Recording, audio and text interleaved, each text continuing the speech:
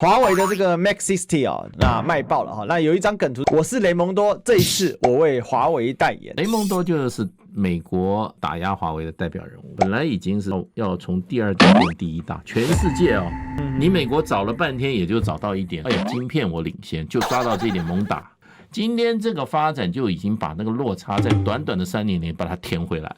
它的网速经过实测是超过5G 的标准，重点是它搭载的是中国自产自制的晶片啊。另外呢，它的系统鸿蒙系统，你说不要感谢一下雷蒙多，要感谢谁呢？所谓公布的时机也很有趣啦，正好是他在中国大陆访问的时候嘛，对，也是对他一个很响亮的巴掌。那你现在回过头来，跟着美国走的厂商最后怎么样？因为美国政府的错误政策，为自己制造出一个强大的中国竞争对手。Ladies and gentlemen, welcome the host. 就是华为卖爆了，华为的这个 Mate 60啊，就是 Mate 60 Pro。那卖爆了哈。那有一张梗图是什么呢？我是雷蒙多，这一次我为华为代言哈。那雷蒙多是谁呢？是美国商务部长啊，最近刚去访华，然后就刚结束了。那当然他有很多的目的了哈。不过有趣的事情是，华为在这时候开卖啊，结果连发布会都还没发布啊。卖的好的说这个预购也炸了哈，然后现在呢不是预购的问题，是你要先去抽购买资格啊。那这个华为呢，最大的一个亮点是在于说它是5G 的手机嘛，因为目前华为并没有承认它是不是5G，或者是因为还没公布嘛。但是呢，据实测的结果，它的手机的这个流量，那个就是它的那个上下传的速度，绝对已经超过了就是一般4G 的水平，就是达到5G 以上的水准啊。那它总共售价呢是人民币6999元，就差不多人民币7000块啊。对。那重点是它搭载的是这个麒麟9000，就是说这次是说中国自产自制的晶片啊。另外呢，它的系统当然是鸿蒙系统，因为华为产的是什么？晶片被制裁，连系统都被制裁啊，它不能用传统的这个安卓系统啊。对。那它就只能呢自己用自己的开发的鸿蒙系统啊。对。第一个跟雷蒙多有什么关系啊？第二个这个华为为什么这么备受期待？雷蒙多就是美国打压华为的代表人物嘛。他打压方式，第一个就是断供。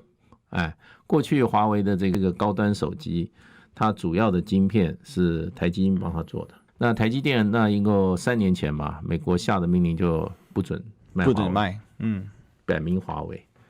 本来已经是世界要从第2大变第1大，全世界哦，就美国这一出手把它怎么讲？因为他那时候太依赖了核心的这个零组件，依赖这个台积电所谓的国际供应链，他没有自己的生产能力了。高端晶片就是说 ICU 核心处理器，这个台积电做，美国说不能做了，台积电也不敢做了。所以就断供嘛，所以台积电这个华为手机就一蹶不振嘛。那么有人说4050那还是都是台积电的晶片，或者说这个断供之前大量囤的货50，那这个60可以说手上已经没有任何囤的晶片了，也没有任何这种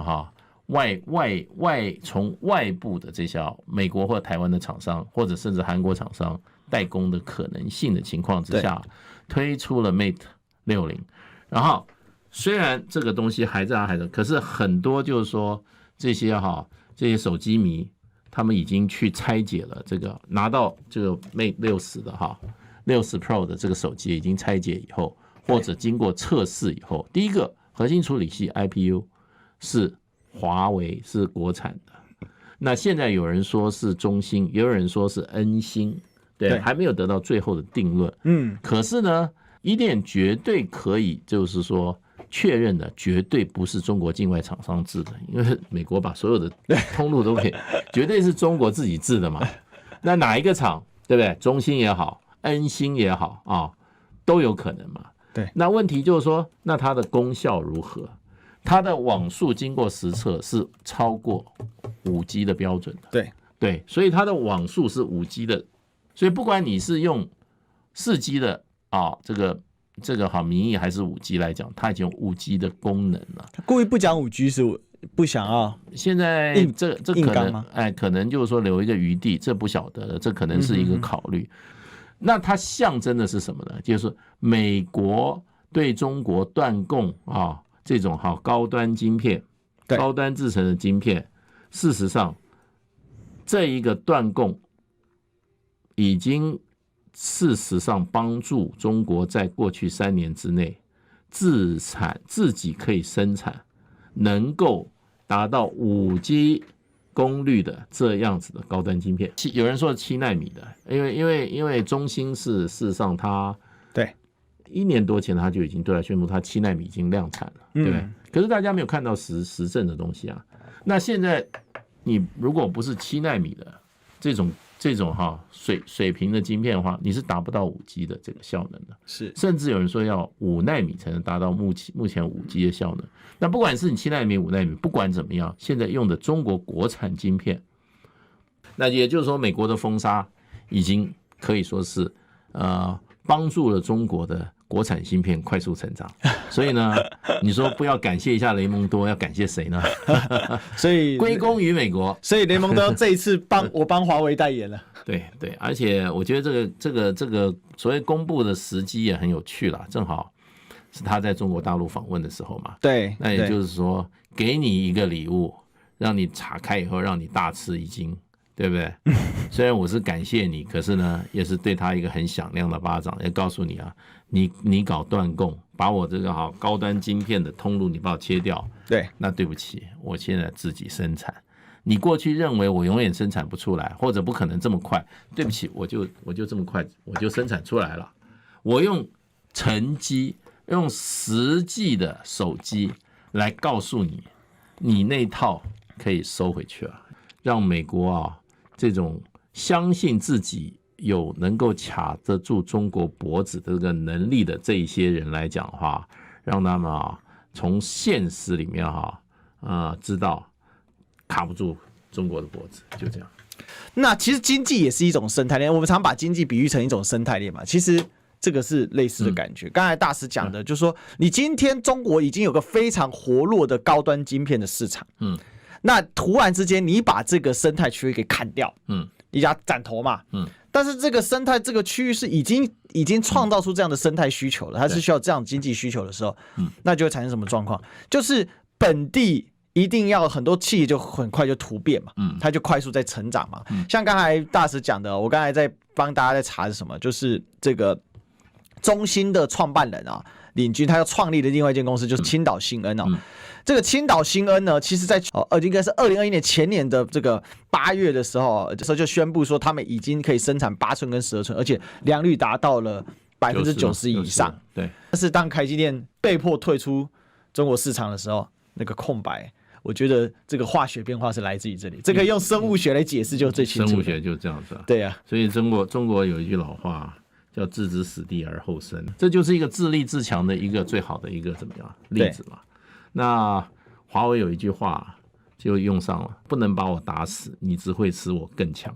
如果这是一个一般的小的国家，中型国家，被美国这样一踩真就挂了。这就是美国，所以他自信心爆棚，自认为说中国大陆就被他打垮，问题就没打垮不是因为中国就不是日本最关键的这个晶片技术你都打不垮，你别的还怎么打？所以这叫什么？这叫中国就不是日本，他以为掐死日本很容易，都被他打垮，对啊，老二都被他打垮了，就是碰到中国就碰到铁板嘛。中国是一个整个系统跟你对抗它不是1-2个部分跟你对抗中国已经是一个完整的系统你美国找了半天也就找到一点是吧？找到哎呀晶片我领先，就抓到这一点猛打。可是呢，回过头来怎么讲？正好让中国的晶片业加紧努力，很快的赶上过去跟美国晶片业的那个落差。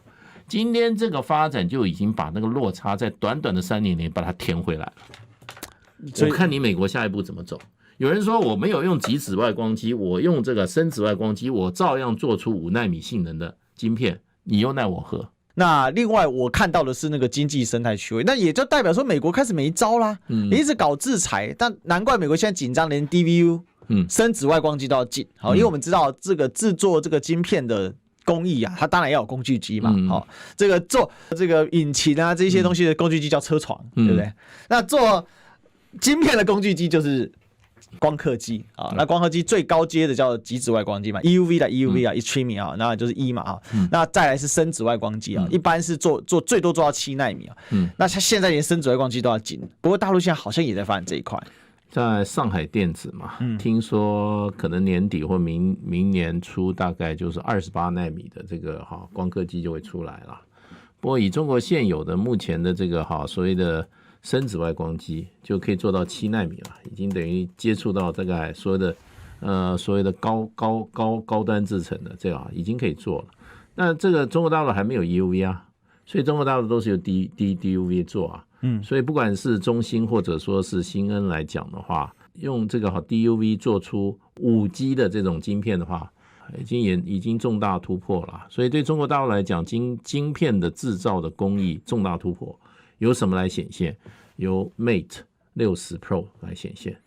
那也就是说，不需要依靠美国控制的国际厂商供应。那光刻机来讲的话，事实上的话，你从当时 ASML 抵死不从的，你就可以看出来了。ASML 知道，如果说中国大陆拿不到光刻机的话，就只有走上自行研发。对，那么迟早也是中国大陆也自行研发出来了。现在上海电子已经做到什么？做到28奈米了嘛。那再往下走的话，晶片的赶的速度来讲的话，那再3年的话，那 ASML 垄断世界市场的局面就终结了。那你是逼着中国一定要自己制造嘛？对，中国大陆本来跟你做产业分工，对，不是很好嘛？对不对？那你现在回过头来跟着美国走的厂商，最后怎么样？因为美国政府的错误政策，为自己制造出一个强大的中国竞争对手。它过去可以是一个怎么样？一个合作的产业链，最后变成将来都被中国大陆中国的产品怎么样？一个个都把你市场都接走。你本来可以，中国大陆也没有要跟你抢这块啊，因为它确实投入巨大。对，所以我觉得中国大陆并不是在高端晶片上是完全没有基础的，已经有相当好的基础。那你逼着中国大陆尽速的升级，那今天升级的结果已经出来了，就告诉你雷蒙多，你继续玩吧，你玩到最后就是让你更难堪嘛。华为敢把这个Mate 60拿出来，就给你检验啊，给你拆，给你去看嘛。结果发觉里面大部分都是中国自制的，而且核心零组件是中国自制，那也就是说你美国挡不住了，对不起。那个美国要怎么样卡中国高端晶片脖子这件事，对，我就告诉你说，你已经失败了。